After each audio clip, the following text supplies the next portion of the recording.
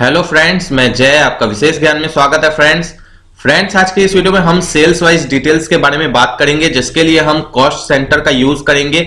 इसके रिगार्डिंग मैंने पहले भी वीडियो प्रोवाइड कराई अपने चैनल पर, जिसमें कि एक में तो मैंने बिना टीडीएल के बताया था और एक वीडियो थी जिसमें कि मैंने बताया था कि आप विथ टीडीएल के ये सारी चीजें टैली में कैसे कर सकते हैं। तो चलिए फ्रेंड्स, आज की इस वीडियो में हम बात करेंगे कि अगर आपका सैनिटरी वेयर का काम है और अगर आप कमीशन बेस्ड वर्क कर रहे हैं, मतलब मानकर चलिए आपके यहाँ मिस्त्री बैठते हैं, प्लम्बर, और वो आपकी जो गुड्स को बिकवाते हैं उसके अगेंस्ट में जितना गुड्स बिकवाते हैं उसके हिसाब से आप उन्हें कमीशन पे करते हैं। तो जो आपके जो प्लम्बर्स हैं उनकी डिटेल्स आप कैसे रख सकते हैं टैली में, कि जब आप फाइनलाइज करेंगे अकाउंट को कि उन्होंने कितना गुड्स बिकवाया हमारा और उसके हिसाब से आप उन्हें कमीशन देंगे, तो ये सारी चीजें आप कैसे कर सकते हैं टैली में। तो आज की वीडियो में हम ये देखेंगे। तो अगर आपको ये वीडियो पसंद है तो प्लीज वीडियो को लाइक कीजिएगा। चैनल को अगर आपने अभी तक सब्सक्राइब नहीं किया तो प्लीज सब्सक्राइब भी कर लीजिएगा और हो सके तो इसे अपने फ्रेंड्स के साथ जरूर शेयर कीजिएगा। चलिए हम स्टार्ट करते हैं आज की टॉपिक। तो फ्रेंड्स, इसके लिए हमें सबसे पहले फीचर्स यानी F11 में आना होगा, उसके बाद हमें अकाउंटिंग फीचर्स में आ जाना होगा और यहां पर आपको एक ऑप्शन मिलेगा मेंटेन कॉस्ट सेंटर। इसे आप यस कर लेंगे, जो कि मेरा ऑलरेडी यस है, क्योंकि मैंने इसके रिगार्डिंग थोड़ी एंट्रीज पास करके रखी है, इसीलिए यहां पर मेरी टैली उसे स्किप कर रही है। आप इस ऑप्शन को यस कर लेंगे जो मेरा इसी के ऊपर आपको रिफ्लेक्ट हो रहा है, जो मैंने यस करके रखा है मेंटेन कॉस्ट सेंटर। उसके बाद इसे आप एंटर करके या कंट्रोल इसे सेव कर लेंगे। सेव करने के बाद आपको सबसे पहले आ जाना है अकाउंट इन्फो में। यहां पर आपको लेजर्स में आ जाना है। जितने भी आपके डेटर्स हैं, ठीक है, जितने भी आपके डेटर्स होंगे उन सभी के लेजर्स में आपको कॉस्ट सेंटर को यस कर लेना होगा। और इसके अलावा आपको कैश का जो आप लेजर क्रिएट करेंगे यहां भी आपको कॉस्ट सेंटर को यस कर लेना होगा। अगर मानकर चलिए आप B2C सेल कर रहे हैं और वहां पर कोई पार्टी का लेजर क्रिएट कर रहे हैं जो कि डायरेक्ट कंज्यूमर है, तो उसके लेजर में भी आपको कॉस्ट सेंटर आर एप्लीकेबल को यस कर लेना होगा। कैश के केस में अगर करेंगे तो मानकर चलिए जब आप पार्टी की जगह कैश चूज करेंगे तो उस समय तो ये ऑटोमेटिक वर्क करने लगेगा। B2B के केस में करेंगे तो भी वर्क करने लगेगा, लेकिन अगर आप कंज्यूमर का लेजर क्रिएट करेंगे तो वहां पर भी आपको इस ऑप्शन को यस करना होगा। ये जो आपको ऑप्शन रिफ्लेक्ट हो रहा है। अब आ जाते हैं हम कॉस्ट सेंटर में। यहां पर हमें क्रिएट करना होगा, क्रिएट में जाना होगा। तो अभी चलिए मैंने क्रिएट करके रखा है, मैं आपको अल्टर में दिखा देता हूं। जैसे ही मानकर चलिए मेरा प्लम्बर है अजय, ठीक है, मैंने नाम लिख दिया, प्राइमरी में इसे ले लिया, एक्सेप्ट कर लिया। इसी तरीके से आपको क्रिएट में जाके करना होगा, नाम सिर्फ टाइप करना होगा, बाकी एंटर करके एक्सेप्ट करना होगा। इसके बाद अब मैंने दूसरा केस एज्यूम किया है। जैसे कि आप बहुत सारे गुड्स ऐसे भी होते होंगे जिस पर कि आप कमीशन अलग अलग रखते होंगे। जैसे मानकर चलिए कुछ गुड्स अगर उसने बिकवाए तो उस पर आप 10% कमीशन रखते हैं। कुछ ऐसे गुड्स है जिसपे कि आपको प्रॉफिट कम आ रही है तो आप उस पर 2% कमीशन रखते हैं। इस तरीके से भी आप कुछ रखते होंगे। तो उस सिचुएशन में कैसे हैंडल करना है, तो उस सिचुएशन में जो प्लम्बर का नाम है, नेम के बाद लिखेंगे कमीशन। अगर मानकर चलिए कमीशन नहीं भी लिखते तो कोई दिक्कत नहीं, सिर्फ उसके आगे रेट मेंशन कर देंगे। जैसे कि मैंने रेट मेंशन किया हुआ 10%, ठीक है, इस तरीके से मेंशन कर देंगे। आगे मैं बताऊंगा कि इसका परफेक्टली यूज कहां पर होगा। इसके बाद प्राइमरी चूज कर लेंगे। अब फ्रेंड्स, यहां पर जब आप प्राइमरी चूज करने आते हैं तो आपसे जो भी अगर आपने कॉस्ट सेंटर पहले क्रिएट किया होता है, जैसे कि किसी भी प्लम्बर का नाम, तो यहां आपसे पूछा जाता है कि आप क्या उन्हें चूज करना चाहते हैं। तो अगर आप चाहें तो चूज कर सकते हैं। अंतर क्या है प्राइमरी और उसमें, वो मैं बता देता हूं। अगर आप प्राइमरी चूज करेंगे तो ये प्राइमरी हो जाएगा, मतलब कि ये मेन हेड हो जाएगा, ठीक है। इसके अलावा इसके ऊपर कोई नहीं रहेगा। लेकिन अगर आप जैसे मानकर चलिए अगर मैं यहां पर अजय चूज कर लूं तो इस केस में क्या होगा कि अजय मानकर चलिए जैसे हेड मिस्त्री नहीं होता है, उसी तरीके से ये हेड मिस्त्री है और उसी का ये हेल्पर है जो आपके गुड्स को बिकवा रहा है। तो यहां पर आप डिनोट कर देंगे कि अजय प्लम्बर है, उसका हेल्पर है जो कि मेरे गुड्स को बिकवा रहा है। तो इस हिसाब से अगर कुछ सेट करना हो तो आप जो पहले जो आपने कॉस्ट सेंटर क्रिएट किया उसे आप यहां पर ले सकते हैं, अदरवाइज प्राइमरी ले लेंगे। अब हम आ जाते हैं एंट्री की तरफ। यहां पर हम एंट्री करेंगे सेल्स वाउचर में एज ए इनवॉइस मोड। यहां पर हम कैश लेंगे और मैंने कैश में कॉस्ट सेंटर को यस कर लिया है। अब यहां पर हम एक आइटम ले लेते हैं 10 पीस 100 रुपए के रेट से। CGST और SGST को एप्लीकेबल कर देते हैं। यहां पर जब हम सेव करने आएंगे तो हमसे पूछा जाएगा, मानकर चलिए अजय, इसने मेरा गुड्स बिकवाया है, मैं पूरा का पूरा अमाउंट अजय को दे दे रहा हूं, ठीक है। इसके अलावा आप चाहें तो बांट भी सकते हैं। मानकर चलिए ये गुड्स को बिकवाने में 2 प्लम्बर्स ने हेल्प किया आपको, तो उन दोनों में डिवाइड कर सकते हैं उतने उतने अमाउंट को, ठीक है। वो मैं आगे आपको दिखाऊंगा जब मैं कमीशन पे डिवाइड करूंगा, उसी के अकॉर्डिंग आप समझ जाएंगे कि अगर 2 प्लम्बर्स ने बिकवाया तो वहां पर आप कैसे डिवाइड कर सकते हैं। अब मानकर चलिए यहां पर मैं ये ले लेता हूं पार्टी। ये मेरा ऐसे क्रेडिटर है, लेकिन कई बार हम अपने क्रेडिटर को भी गुड्स सेल करते हैं, तो मैंने इसमें भी जो कॉस्ट सेंटर है उसे यस करके रखा है इसके लेजर में।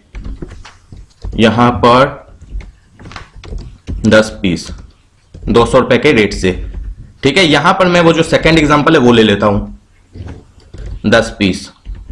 अब मानकर चलिए मैं यहां पर एज्यूम करता हूं कि ये जो मेरी पेंसिल है इस पे मैं कमाता हूं 20%, तो मैं इस पर अगर 10% दे भी दूं प्लम्बर को, फॉर एग्जांपल यहां पर मैंने ये आइटम लिया हुआ है, आप आइटम पे ध्यान नहीं देंगे, एंट्रीज कैसे करनी है उस पर आपको ध्यान देना है। आइटम तो कुछ भी हो सकता है फ्रेंड्स। तो मानकर चलिए जैसे ही मेरी पेंसिल है, अगर मैं इस पर 20% कमाता हूं और अगर अपने प्लम्बर को 10% देना चाहता हूं, तो उस सिचुएशन में कोई दिक्कत नहीं है, मेरी प्रॉफिट मेरे पास तब भी 10% रहेगी। पेन में मैं 5% कमाता हूं, सॉरी 5 नहीं, क्योंकि मैंने यहां पर क्रिएट 5% का ही करके रखा है, तो मानकर चलिए पेन पर मैं 10% कमाता हूं और 5% अगर मैं प्लम्बर को देना चाहता हूं, तो यानी कि इन दोनों केसेस में अमाउंट को मुझे डिवाइड करना होगा। तो जब यहां पर आएगा तो मुझे यहां पर चूज करना है मनोज। तो फ्रेंड्स यहां पर जैसे कि ये देख सकते हैं जो Manoj commission at the rate of 10% है, ये मैं चूज कर लूंगा मानकर चलिए, क्योंकि हमें यहां पर डिवाइड करना है अमाउंट को, ताकि हमें पता चल सके कि इस अमाउंट पर हमें कितनी कमीशन पे करनी होगी। तो यहां पर मैंने पेंसिल के ऊपर 10% कमीशन मान के चल रहा हूं मैं, ठीक है। तो मुझे यहां पर जो अमाउंट लेना है विथ टैक्स लेना है, ठीक है। तो 2000 रुपए बेस्ड वैल्यू थी, 360 रुपए जीएसटी के साथ होगा, तो यहां पर हम 2360 रुपए ले लेंगे। उसके बाद हम मनोज का जो 5% का हमने क्रिएट किया वहां पर तो ऑटोमेटिक अमाउंट आ जाएगा। अगर मानकर चलिए इसके अलावा भी आपने बना के रखा है तो आप उसी हिसाब से डिवाइड करते चले जाएंगे। और इसी तरीके से मानकर चलिए एक गुड्स को बिकवाने में 2-4 लोग हेल्प कर रहे हैं, तो उन्हें भी आप इसी तरीके से डिवाइड कर सकते हैं अमाउंट के साथ, ठीक है। लेकिन जीएसटी का जो अमाउंट है वो भी इंक्लूड रहना चाहिए, क्योंकि अगर आप उसे इंक्लूड नहीं करेंगे तो वो आगे एक्सेप्ट नहीं करेगा।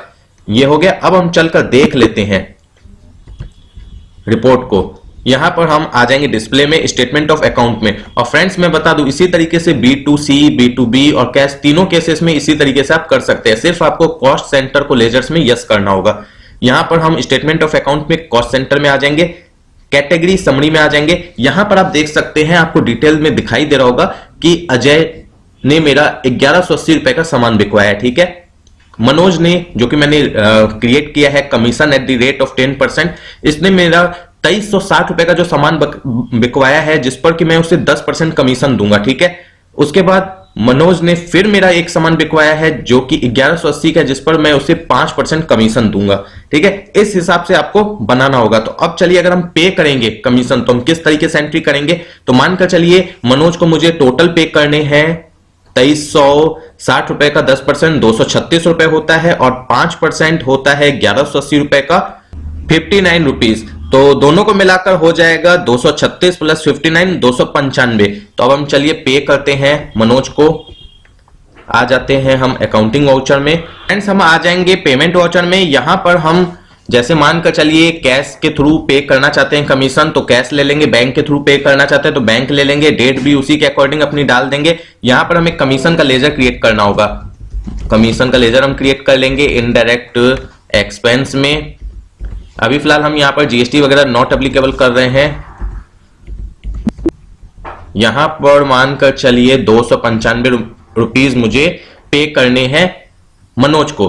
अगर मैं 295 ले रहा हूं तो यहां पर आप देख रहे हैं कॉस्ट एलोकेशन की विंडो आ गई। तो वो क्यों आई आप देख लीजिए। फिर से हम कमीशन के लेजर में चले जाते हैं और यहां पर देख सकते हैं आप cost center are applicable yes है कमीशन के लेजर में भी, इसीलिए ये अदरवाइज नहीं आती। अब यहां पर हम मनोज का ले लेते हैं अमाउंट 10% का। हम यहां पर 236 रुपए प्लस मनोज का जो 5% का था 59, इस हिसाब से हम इस एंट्री को कर सकते हैं। और फ्रेंड्स मैं बता दूं कि अगर आपने कोई भी कॉस्ट सेंटर क्रिएट नहीं किया, जैसे मनोज वगैरह का जो मैंने क्रिएट किया था, तो वो आप यहां पर स्क्रीन पर भी आके क्रिएट कर सकते हैं। जैसे कि अभी मानकर चलिए फॉर एग्जांपल मैं एक एग्जांपल आपको दिखा देता हूं। मान लीजिए 10 रुपए मुझे किसी को पे करने हैं। अब यहां पर मैंने मनोज और अजय नाम से ही क्रिएट किया। अगर मैं कोई और क्रिएट करना चाहूं तो अल्ट के साथ C प्रेस करके मैं किसी और नाम से भी क्रिएट कर सकता हूं। तो अब हम चले आते हैं पीएल में।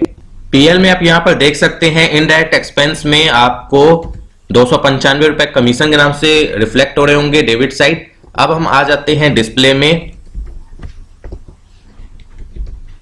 फिर आ जाते हैं हम स्टेटमेंट ऑफ अकाउंट में, कॉस्ट सेंटर में। उसके बाद यहां पर कॉस्ट सेंटर ब्रेकअप में आ जाते हैं, ठीक है।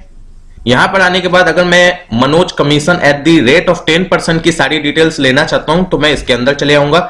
यहां पर देखिए इसने जो मेरा सेल करवाया है वो 2360 रुपए का सेल करवाया है, ठीक है। याद होगा मैंने जो सेल का वाउचर था जहां पर मैं एंट्री कर रहा था सेल की, तो वहां पर मैंने डिफाइन कर दिया था कि 2360 का 10% का आइटम है, ठीक है। तो उसी के अकॉर्डिंग आपको दिखा रहा है कि 2360 का मैं इसने सेल करवाया है मेरा। और नीचे में इनडायरेक्ट एक्सपेंस में आपको 236 रुपए दिखाई दे रहे हैं जो मैंने इसे पे किए हैं। आप देख सकते हैं डेबिट में आपको रिफ्लेक्ट हो रहा है कि मैंने इसे पे कर दिए हैं। इसी के साथ अगर 5% का आप देखना चाहते हैं तो आपको यहां पर इसी तरीके से रिफ्लेक्ट होगा। अगर आपने बायफर्केट करके बनाया है तो, अगर अदरवाइज हम इस तरीके से चेक करना चाहते हैं, जैसे मैंने अजय का भी एक एंट्री पास किया था। यहाँ पर देखिए अजय ने मेरा बिकवाया था 1180 रुपए का सामान, इसे मैंने अभी तक कोई कमीशन पे नहीं किया, इसीलिए आपको बाहर में कोई रिफ्लेक्ट नहीं हो रहा होगा अमाउंट। और यहाँ पर कैश में इसने मेरा बिकवाया था, आप देख सकते हैं यहाँ पर अभी कोई भी आपको अमाउंट रिफ्लेक्ट नहीं हो रहा है कि मैंने इसे कोई भी कमीशन पे की है।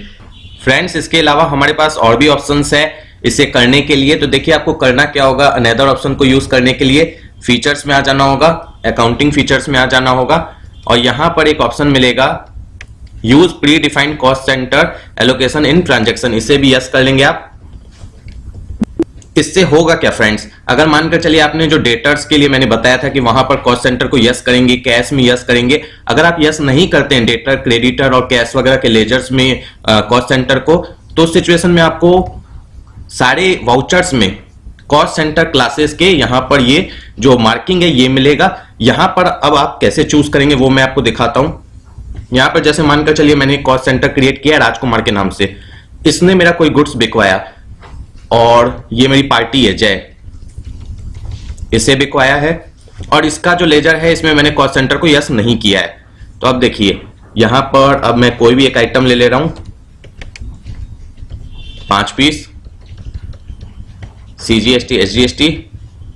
और फ्रेंड्स क्योंकि मैंने इसमें कॉस्ट सेंटर को यस नहीं किया तो सेव करते वक्त आपसे पूछा नहीं जाएगा, इसीलिए जब आप यस नहीं करेंगे कॉस्ट सेंटर को किसी लेजर में तो आपके पास ये ऑप्शन है कि आप इस ऑप्शन को फीचर से यस करें। उसके बाद आप जो भी आपके एजेंट्स हैं, प्लम्बर्स हैं या सेल्समैन हैं, उनका जो नाम है यानी जो कॉस्ट सेंटर है वो आप यहां पर चूज कर सकते हैं और उसी के अकॉर्डिंग आपको रिपोर्ट रिफ्लेक्ट होगी।